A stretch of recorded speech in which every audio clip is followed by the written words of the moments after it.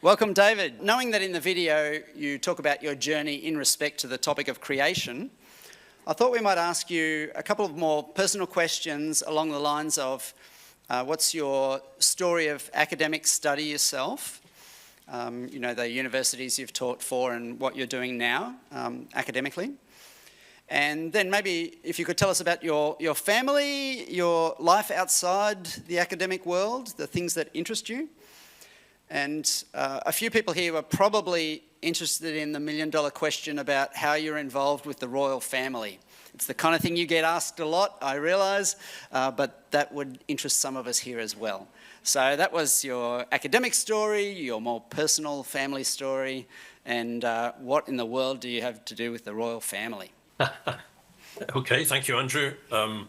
Well, let me begin by saying that the building in the background is not my country house. It's the Pepys Library at Magdalen College, Cambridge, of which I'm a fellow, and it houses the 17th century library of Samuel Pepys, the diarist who witnessed the Great Fire of London. My academic story, I studied philosophy and theology for just over a decade, and then I entered parish ministry in the Church of Scotland. I served as a parish minister for 3 years, during which time I undertook some part-time university lecturing, and I was offered a permanent lectureship at the University of Edinburgh in 1986. So I moved across from parish work to theological education at that time. I went to the chair of systematic theology in Aberdeen in the northeast of Scotland in 1990. I was there for just over 10 years, and then I returned to New College, the University of Edinburgh, my alma mater, as Professor of Divinity in 2000. I was there for over 20 years. I felt I'd reached my sell-by date. I wasn't quite sure what to do next, but I was then invited by Cambridge to consider a position in late career, which would involve about 6 years of teaching prior to my retirement as the Regius Chair of Divinity in Cambridge University. So I moved to Cambridge during lockdown, it was in 2021, and I've been enjoying the stimulation of a new environment there. It's obviously more Anglican than Presbyterian. I am a Presbyterian minister. The Church of Scotland, the national kirk north of the border, is Presbyterian, and I continue to exercise a number of ecclesiastical duties here in Scotland. I should say I'm in Edinburgh at the moment, where we have a small flat, and we try to spend the summer here. Family, I'm married to Margot. We've been married for almost 40 years. We have 2 sons, and very delighted now to have 2 grandchildren who live in Northern Ireland. So I am a proud grandfather, and was pleased to be able to dedicate a recent book of essays to the 2 new arrivals in our family. Ecclesiastical duties, well, I was appointed Dean of the Chapel Royal in Scotland in 2019, I think it was. It's an honorary position. It's not particularly onerous, but I continued to hold this position at the request of the monarch when I went to Cambridge. And since then, a good deal has happened, of course. We've had the deaths of the Duke of Edinburgh and the Queen herself in Scotland. And this has been followed by the coronation at Westminster and a service of national thanksgiving in Edinburgh about a year ago, at which the King was presented with the honours of Scotland. That has involved quite a lot of work on my part in terms of organising services, bringing people together. I continue to be involved in different ways in the relationship of the royal family to the Church of Scotland. As people may or may not know, the monarch, when coming to Scotland along with his household, adheres to the Church of Scotland rather than the Church of England, of which he is the supreme governor.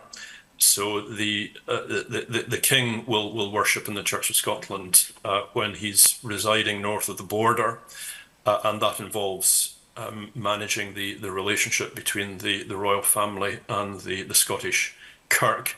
I suppose I've kind of done the same thing, but in reverse, because although I'm a minister of the Presbyterian Church of Scotland, I now find myself in Cambridge worshipping in an Anglican context, and that has been an ecumenical enrichment for me.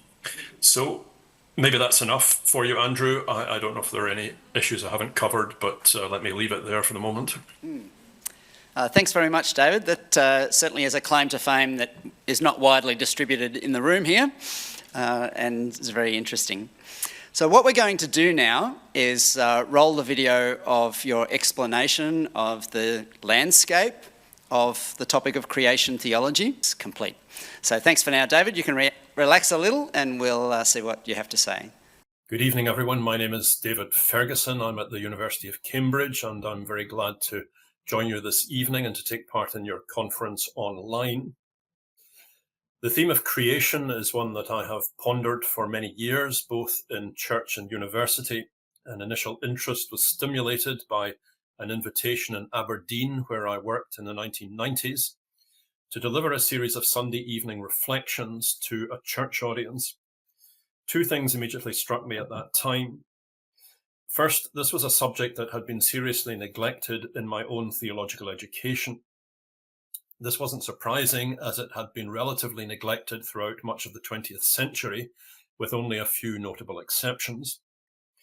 But creation was also a subject that immediately aroused the interest of a wide audience. And today the theology of creation has become a central focus of theological attention.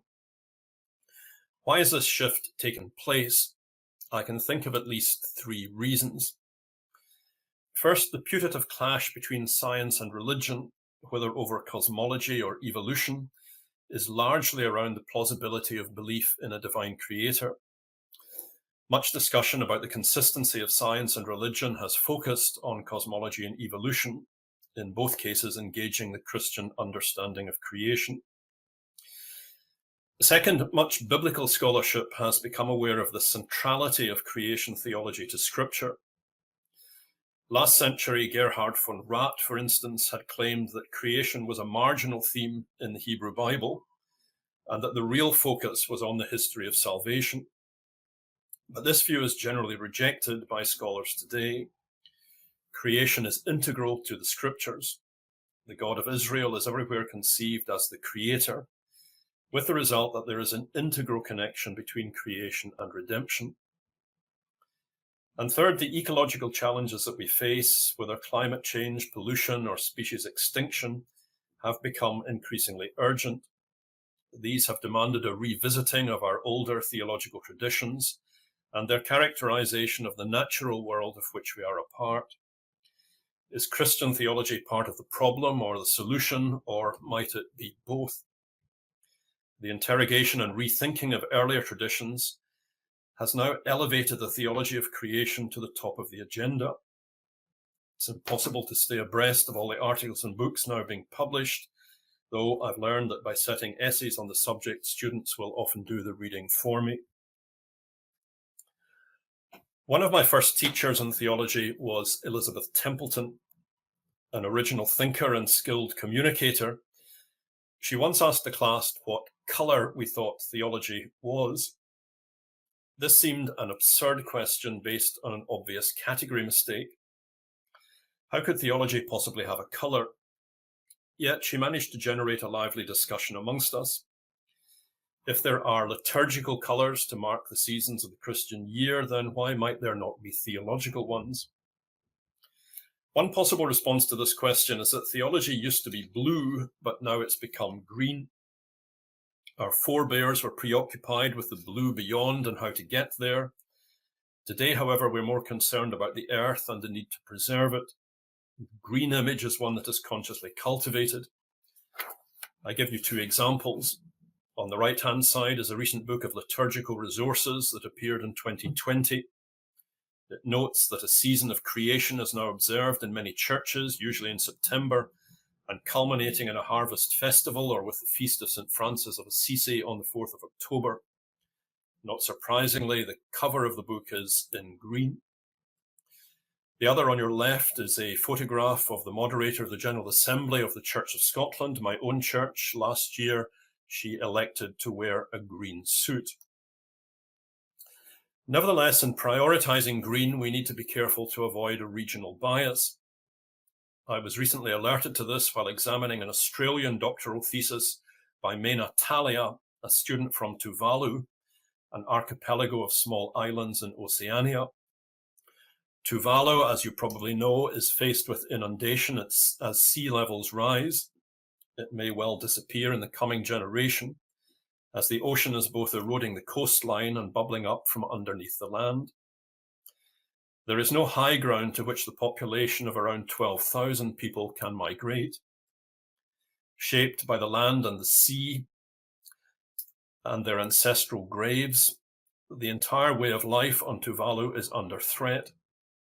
And as the fourth smallest sovereign nation in the world, they have limited political power. Theologians in Oceania have complained about the colour coding of contemporary theology. The sea is their livelihood and an integral part of their habitat. The liquid continent of Oceania that will suffer widespread destruction from global warming is in danger of being ignored. We need to think about the sea as well as the land, both as a source and as a threat to life. A blue-green combined reading is needed for the whole household of creation. The idea of creation has often been taken as a way of anchoring the name of God. In describing God to a young child, we frequently begin with an account of God as the maker of everything. This is likely to be combined with some admittedly hazy description of God as residing preeminently in heaven, yet present all around us. Already in this education of children, two key elements of creation theology are captured: the world as originating in God, and God as being other than the world, but present to it and actively involved in it. As a practice of initiation into God talk, this has somewhat impressive support from the tradition. In placing the book of Genesis with its two creation stories at the front of the Bible, the canonical editors believed that it made sense to begin with God as the maker of the world. Both divine names given in the Hebrew are first designated by this act of creation, though already other themes in Israelite religion are being woven into these stories. This is a useful way to proceed, though the idea of creation is not exhausted by the notion of origin. An ongoing relationship and drama commences in the opening chapters of Scripture. Then there's the creedal traditions of the Church, which offer a truncated account of creation. It's a well-established axiom of Christian theology that the one God is the creator of everything, an axiom shared with Judaism, its parent religion, and also with Islam. The early creeds as rules of faith for Christian instruction included an opening reference to God as creator. We see this also in the two best known and oft repeated creeds, the Apostles and the Nicene. Their opening statements have a brevity which in its own way is majestic. Here the transcendence of God is affirmed together with the dependence of everything upon our Maker. There is nothing of which God is not the creator. The earth as well as the heavens testify to God's glory. The theologians of the early church insisted that the God of the Hebrew scriptures was also the God of Jesus, and that this God was the creator of everything that is. We see this, for example, in the ways in which Irenaeus places the Christian doctrine of creation in opposition to Gnostic myths of emanation, which tend to denigrate the realm of matter and flesh, a point I'll return to later. These creeds are unequivocal in affirming God as the creator of everything. Yet today this somehow seems too brief, especially when one considers the much longer exposition of the second article in the creeds about God the Son, and to a lesser extent the third article concerning the Spirit. In the first article, no description is offered of the natural or social worlds, or of human beings, or of the diversity of creaturely life. It is as if we must be transported as rapidly as possible from the opening verses of Genesis to the drama of salvation narrated in the New Testament. A second difficulty with earlier approaches to creation is that these have been too long preoccupied with the opening chapters of Genesis. These two creation stories have become the site of significant disagreement between conservative and liberal tendencies. How do we interpret the 6 days of creation? Are these intervals of 24 hours or eons of time, or a religious parable that should not be placed in competition with the latest scientific findings? How is the relationship of Adam to Eve to be construed? Is it normative or mythical? And is the story of the original sin in Genesis 3 to be invested with the significance that it later attracted in Christianity, particularly in the work of Augustine following some comments of Paul in Romans chapter 5? So these first 3 chapters of the Bible have continued to generate conflicting interpretations, some of their exponents believing that their claims for the text are constitutive of Christian doctrine and ethics. The downside of this is that attention to the rest of Scripture is diminished. The first is the writers and editors of Scripture are not as preoccupied by these opening chapters of Genesis as were later commentators. There's almost no explicit reference to the Adam and Eve story until the later intertestamental period, when it commanded greater attention as a way of understanding the intrusion of evil upon the created order. A second downside of this focus is that other portions of the Hebrew Scriptures, which have much to say about creation, are neglected. The Genesis stories are not merely the preamble to another story or the setting of a scene for a divine human drama. We realize this when we come to the wisdom literature, which reflects in some depth, often with conflicting patterns of testimony, on the ways in which God's wisdom is expressed in the natural and the social worlds. A broader and more capacious creation theology thus emerges, and we risk overlooking this if we overdetermine the importance of Genesis 1 to 3 and the 6 days of creation together with the fall story. This lack of creedal development of creation theology has also been reflected in many of our liturgies. In the Eucharistic prayer of thanksgiving, we travel swiftly again from the barest statement of creation to the story of sin and redemption. There is little by way of celebration of the natural world or a recognition that we are not the only creatures loved by God.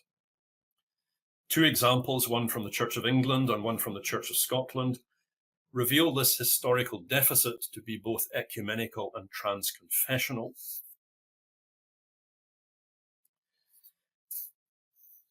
There is some advance here, admittedly, on earlier liturgies by dwelling on the theme of creation, but still I think the tendency is to shift quite quickly to the making of human beings in the divine image.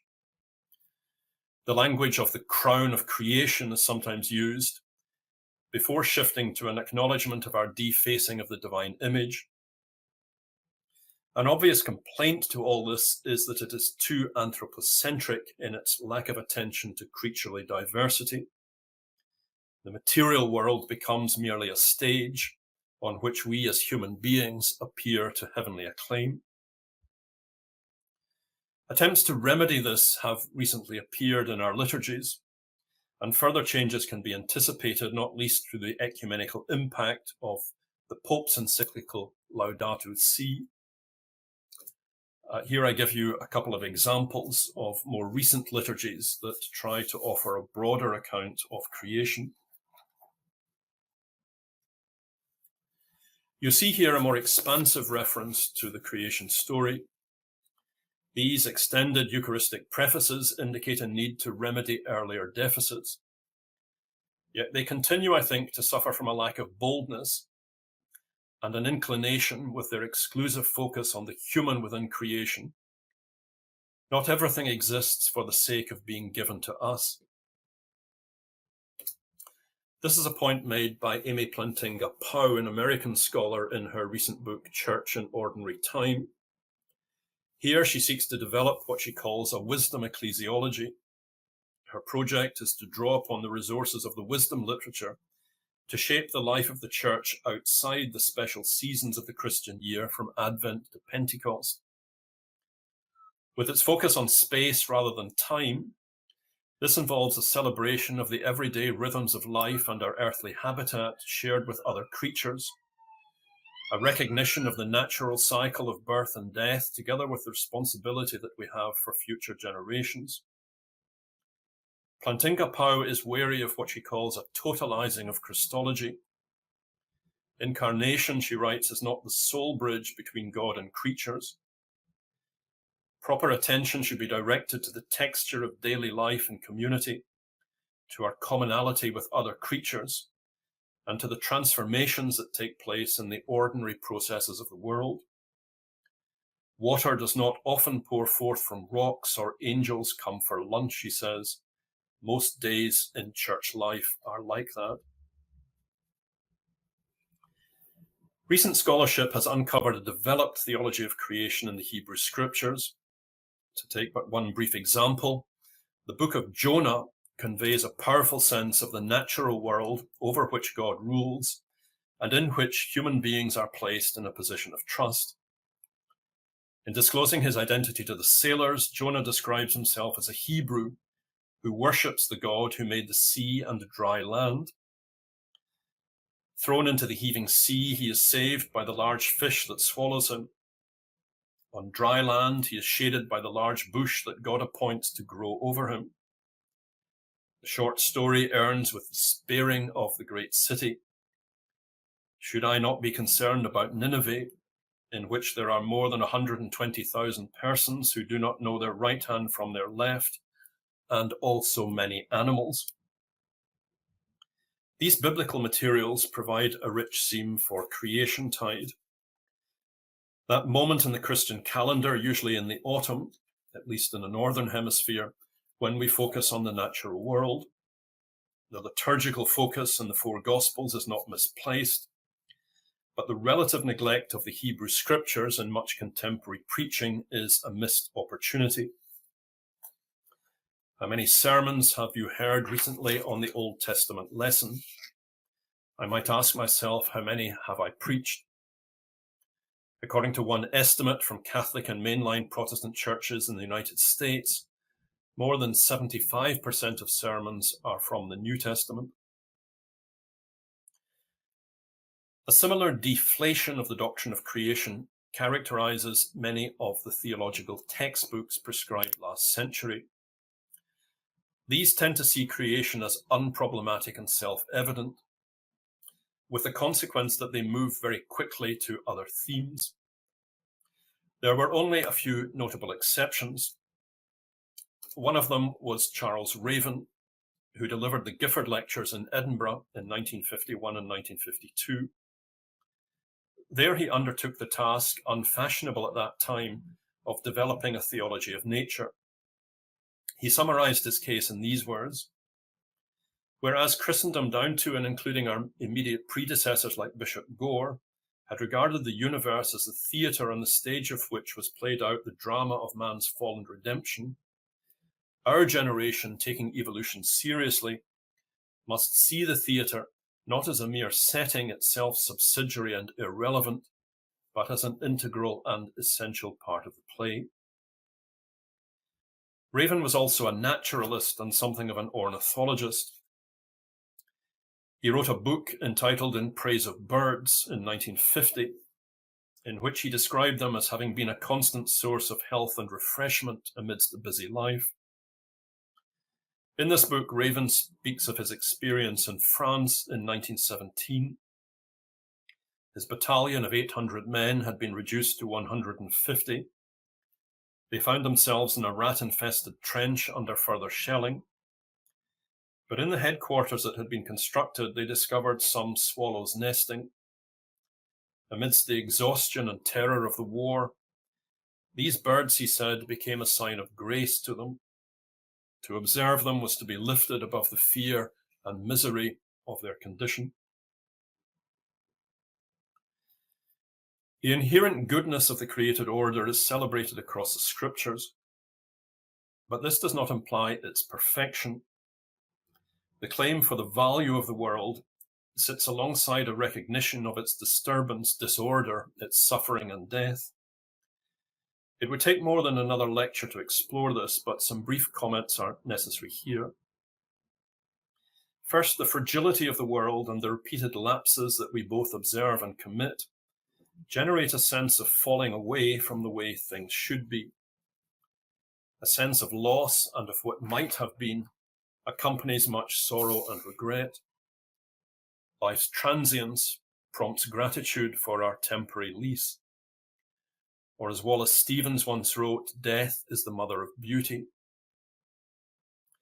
This, however, is not to seek a justification or explanation for the flaws in creation, some of which seem inbuilt and others we add to through our own misdeeds. Along the border of creation theology, there must always run the problem of evil. But we should beware of smuggling a theodicy, a justification for evil, into descriptions of the created order. This may seem unsatisfactory to you, and in many ways it is, but this is a tension that is generated by key claims at the center of Christian faith.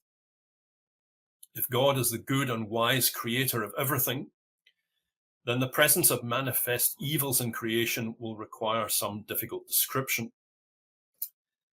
The three main lines are already mapped out by Augustine in the late 4th and early 5th centuries. Evil must be understood as a defect or lack of goodness. Its character is parasitic upon what is essentially good. Evil can also be understood in terms of a free creation voluntarily defecting from the good purposes of God. There is a lapse or fall, or perhaps a sequence of these, that cause much evil. And finally, the creation is not already perfect, but is on its way to a state of glory. It remains for the moment in need of redemption. We are here on earth pilgrims who have not yet arrived. In the second half of this lecture, I explore briefly three themes which I believe must enrich a theology of creation today. The first of these is the traditional idea of creation out of nothing, a doctrine of the early church. Interestingly, this was never the subject of controversy or division in the church. It does not separate the different confessional traditions, whether Protestant, Roman Catholic, or Eastern Orthodox. Unlike the Trinity, the person of Jesus, the sacraments, or the church, Christians have not parted company on the subject of creation. None of the so-called heretics of the early church was condemned for what they said about creation. This is largely because the idea of creation out of nothing was widely accepted from the latter half of the 2nd century onwards. This doctrine emerged in face of two alternative approaches to creation. The first of these appeared amongst various religious sects, sometimes called Gnostic groups, who tended to see matter as hostile to God's purposes. The material world was amongst the lowest forms of being, and humans required to escape it into a purer spiritual realm of illumination. These lower forms of being had descended by a process of emanation from the one source of everything. Within the church, attempts were made in the wake of this to set the Old Testament against the New. The God of the Hebrew Scriptures was an inferior, vindictive deity who had made the physical world. By contrast, the God of Jesus offered release from the corrupt creation through a process of spiritual liberation. But these approaches to creation were all rejected. There was only one God, it was affirmed, who worked through the Word and the Spirit, these being the two hands of God. The Old Testament and the New Testament, as they became known, were consistent and represented a single pattern of creation and redemption. This was represented in earlier forms of the Creed and by the Christian Bible, which included the books of the Hebrew Scriptures. The whole cosmos was thus to be viewed as the creation of the one God. So there were only two types of reality, the divine and the created, with the result that we must assume that the created world was produced by God, not out of something or out of the divine being, but simply out of nothing. The second alternative, which was rejected, was found in Greek philosophy. Its default position was that the material world was eternal or everlasting. This was the view of Plato and Aristotle. Matter had always existed. There was never a time when it was not. God's work of creation was more like a potter molding the clay. God had to work with the pre-existent materials that lay to hand. This was the intuitive assumption of most thinkers in the ancient world. Nothing could come from nothing, so we must assume that there had always been something. In response to this, Christian thinkers argued for a world that had a beginning. It had been created, therefore, out of nothing. This, it was claimed, was a more fitting testimony to the goodness and power of the Creator, and it avoided the problem of where everlasting matter had come from. The question of origination became important here, and this was resolved by a sudden unanimity in favor of creation out of nothing in thinkers like Theophilus of Antioch, Irenaeus, and Tertullian. And this view has largely remained the default position of the Christian churches ever since then. The irony here is that the doctrine of creation out of nothing has come under more recent critical scrutiny in modern times. Some writers have begun to ask whether this makes the relationship of God to the world rather remote and arbitrary. Or does it depict God too much in terms of power rather than love and mutuality? But there have been some important responses to this line of criticism from scholars including Rowan Williams, John Webster, Susanna Tichy-Atty, and others. Creation, they say, is an act of grace. It speaks of a love that is not needy or selfish, but which is free and unconstrained. It's a doctrine that distinguishes God and creation, but shows that there is always a close relationship of correspondence between them. The relationship, therefore, between God and the world is set by the doctrine of creation out of nothing. It is a relationship of otherness, of love, of close personal-like interaction. We should not overload this idea of creation out of nothing with too much import. It works quite well if we think of it negatively. The doctrine of creation out of nothing teaches that creation is not out of something, but it does need to be handled carefully, sensitively, and constructively, so as not to depersonalize the God-world relationship or to posit God as capricious or detached. A good deal has been written about creation out of nothing and Big Bang cosmology on both sides of the science-religion debate. Some philosophers and theologians have argued that the Big Bang demonstrates the doctrine of creation out of nothing. Some scientists seem to agree with them, which is why they seek to show how the Big Bang itself must have emerged from earlier sets of causal conditions, whether a quantum inflation or a multiverse or some combination of these. My own view is that the relationship between Big Bang cosmology and the doctrine of creation out of nothing is actually weaker than that. These are consistent with one another, but there is no relationship of implication either way. The Big Bang neither proves nor disproves the theological doctrine of creation out of nothing. For this reason, I argue we should let the scientists get on with their work, and we should applaud their discoveries. At the same time, we should be skeptical of inflated claims by scientists to have removed all need of God as an ultimate explanation, whether for the universe or the multiverse. Similar remarks can be made about evolutionary theory. If this is an evolving rather than a static creation, then it's open to the theologian to claim that this is how God has intended it. The cosmos has a narrative, storyline of its own, which may reflect a divine purpose. The questions addressed by science and religion are essentially different, and their descriptions function at discrete levels. Whilst these may interact in points of tension and consonance, which generate important conversations, religious and scientific description are essentially complementary rather than competitive, and that's something that you might wish to discuss further.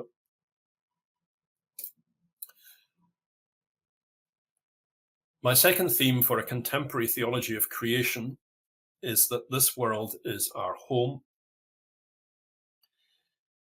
This feature of the doctrine of creation is one that contributes further to an enhanced ecological sensibility. The world is our home. It's given by God. It's intended to be our natural habitat. Here, much attention has been devoted to theological anthropology, the account of the human person as created in the image of God. Much commentary has been produced on Genesis 1, verses 26 and 27, in an effort to identify what properties or capacities might distinguish human beings from all the other creatures of the earth, thus conferring upon us a unique status in our relationship to God. One familiar mistake is to identify the divine element in the human person with consciousness or intelligence or the possession of a soul in contradistinction from the other animals. While there may be ways in which the degree of difference is quite striking, this does not, I think, capture what is intended by the image of God. Such strategies risk disconnecting the human person from the body and the natural world, so that salvation is too easily construed in terms of a flight from this creaturely realm into a purer and more ethereal condition. Our heavenly home is somewhere beyond the blue, according to this. What is needed is a rescue strategy to lift us out of a perishing world. Such scenarios can be deeply attractive under particular historical circumstances or at times of chronic pain and suffering. But the original text that speaks of the divine image in human beings seems to refer primarily to the role that we exercise in representing God within the created order. Admittedly, this can be overstated. Most of the creation doesn't require our intervention for its flourishing. And to this extent, the language of stewardship can be inflated in unhelpful ways. Yet there is implied here in the text a pastoral function in relation to the created world, which emphasizes the extent to which the earth, with its sea and its land and its different creatures, is our habitat and one in which we are assigned a vocation in relationship to the whole. This is further reinforced by an anthropology that refuses to separate body and soul. Each of us comprises a psychosomatic unity, with the result that any extended hope must be envisaged as a renewal of our embodied and communal life rather than an escape from it. The expression "there is no planet B" has been popularized by the title of Mike Berners-Lee's recent book. At one level, this can be interpreted as a narrowly prudential insight. With global population set to rise above 9 billion in the present century, a far cry from the Garden of Eden, our habits of consumption, modes of travel, food production, and use of technology need to be significantly adjusted if we are to survive and prosper as a species, not just in one place, but across the globe. Without a sustainable environment, we have no future. The colonizing of other planets remains for now within the world of science fiction. And scenarios of our minds being uploaded on computer hardware also promise a future that many of us find deeply unattractive. As we ponder this, the fragility of our planet becomes something more than a worry about our survival. Its intrinsic value as a habitat evokes our wonder, admiration, and yearning. It speaks to us of something broader and deeper than a necessary resource for survival. Travelers to outer space have often spoken of the ways in which their perspective evokes a sense of love for their home on planet Earth. Some of the most striking photos are of our Earth, and not just of hitherto unknown planets. Calvin drew much consolation and inspiration from the contemplation of these stars and planets above. Astronomy, he said, is the alphabet of theology. The grandeur of the world is evident in the vast order of the cosmos and our place with other creatures here on planet Earth. This large vision offered a serenity and a sense of order, which helped Calvin forget the multiple health problems that afflicted him for much of his life. This evocative sense of belonging to something greater than ourselves is also captured in a striking passage from Laudato Si, the encyclical of Pope Francis, that stresses our rootedness in place, land, and culture. The history of our friendship with God is always linked to particular places which take on an intensely personal meaning. We all remember places, and revisiting those memories does us much good. Anyone who has grown up in the hills or used to sit by the spring to drink or played outdoors in the neighborhood square, going back to these places is a chance to recover something of their true selves. Closely connected to this is the recognition that this world will also be the home for successive generations. Matter is constantly recycled. The atoms that constitute our bodies will survive us. There is continuity and succession built into the fabric of creation. So the divine commission in Genesis is one that carries a responsibility for the longer term. And the psalmists look forward to children yet unborn who will sing God's praise. This recognition of the world as our home is not in itself a strategy that will result in more responsible forms of action, but it provides, I think, a spiritual and moral imaginary that can motivate and commit us to better practices for both the short and long term. In her recent novel, Orbital, Samantha Harvey writes about a group of international astronauts on a spaceship who orbit the Earth about 8 times each day.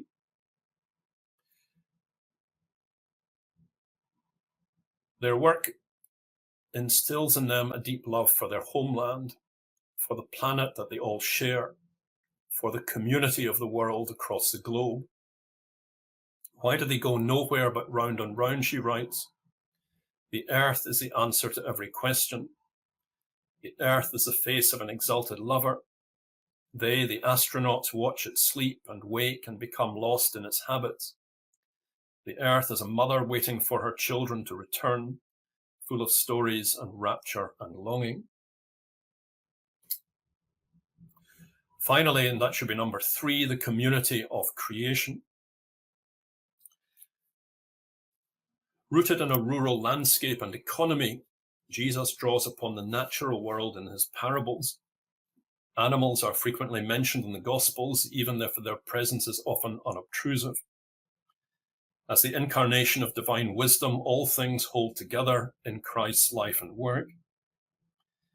The letter to the Colossians uses this phrase, all things, 5 times in 6 verses in its first chapter. Amy Plantinga Pau contrasts this with what she calls the industrial strength Calvinism that has reduced the scope of Christ's work to a limited portion only of human beings.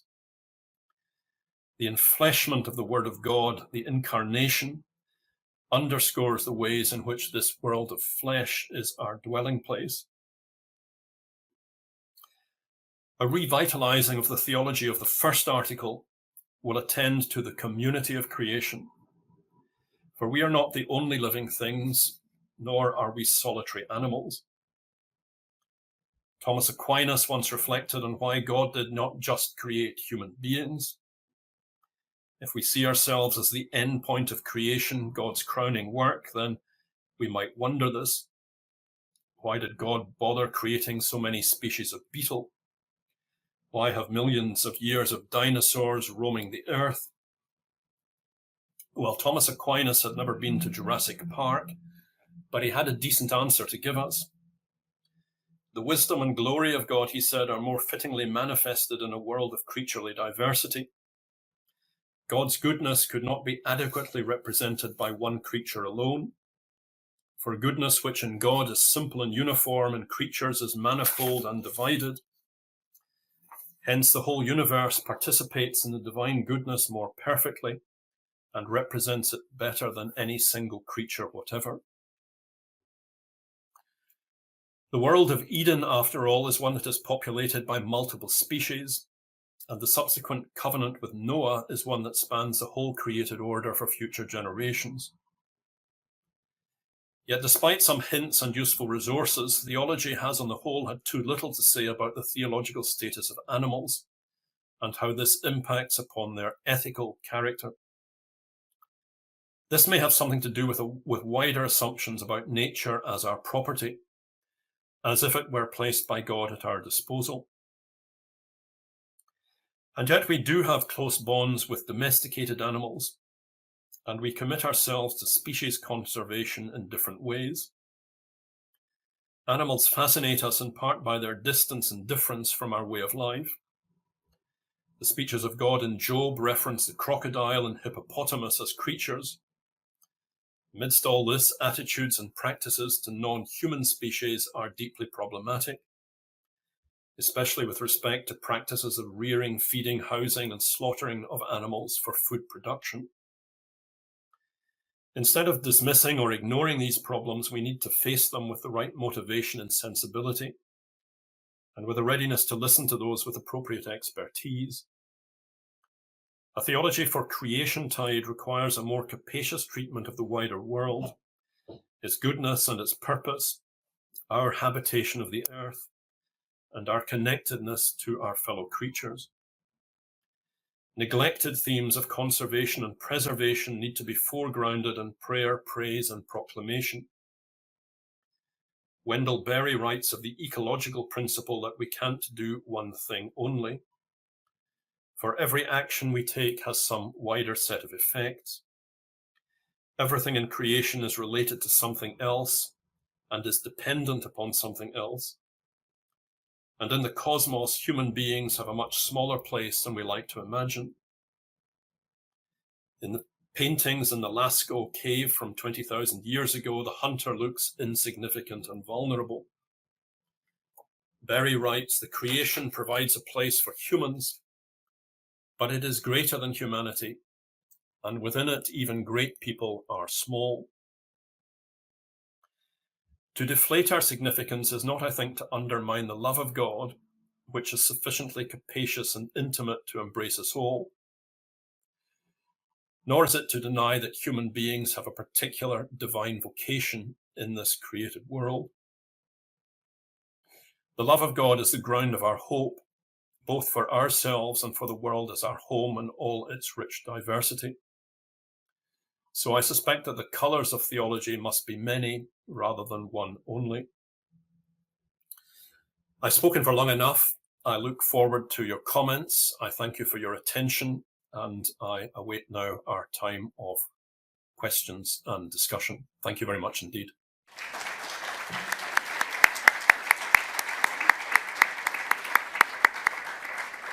Thanks very much, David. Very much appreciated.